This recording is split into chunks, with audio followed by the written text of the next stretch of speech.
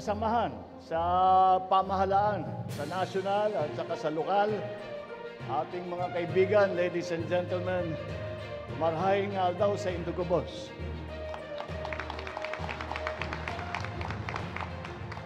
Bago ang lahat, nais ko pong magpasalamat sa napakainit na pagtanggap ninyo sa akin dito sa Legazpi.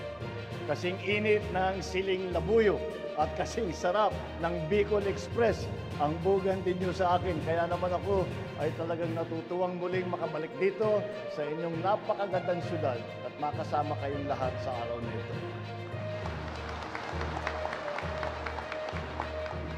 Halos 19,000 pamilya sa mahigit 300 barangay ang matinding naapektuhan ng El Nino sa Albay, Catanduanes, Masbate at Sorsogon. Karamihan po sa mga lubhang naapektuhan nito ay ang mga nagtanim ng palay at mais na talagang nahirapan ng isalba ang mga nasirang pananim. Kaya naman, sa araw na ito ay naglaan po ang tanggapan ng Pangulo ng mahigit 100 milyong pisong halaga ng assistance para sa lalawigan ng Albay, Catanduanes, Masbate at Sorsogon.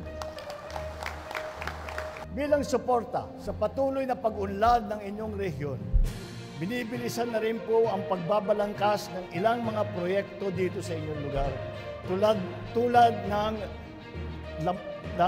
lamang ng mga project natin sa Tabaco, sa Malinaw, sa Tiwi at sa Bakakay dito sa Albay.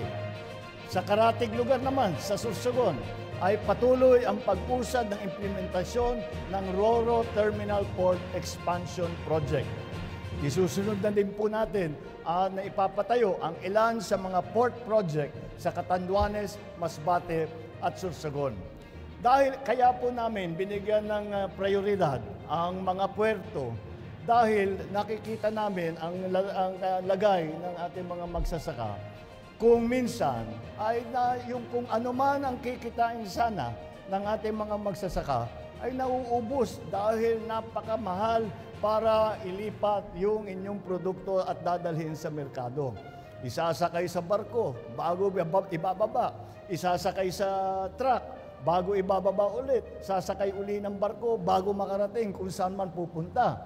Kaya namin pinaparami at pinapaganda ang mga pasilidad na tungkol sa puerto para mula dito, mula sa maliliit na bayan, ay kaya na natin doon na isakay sa barko at diretso na napupuntahan kung saan man ang merkado ng inyong mga agricultural product. Ito pong mga proyektong ito ay naglalayong mapabilis ang kalakalan at pagbiyahe ng ating mga produkto, lalo na ang pagkain at produktong pang-agrikultura.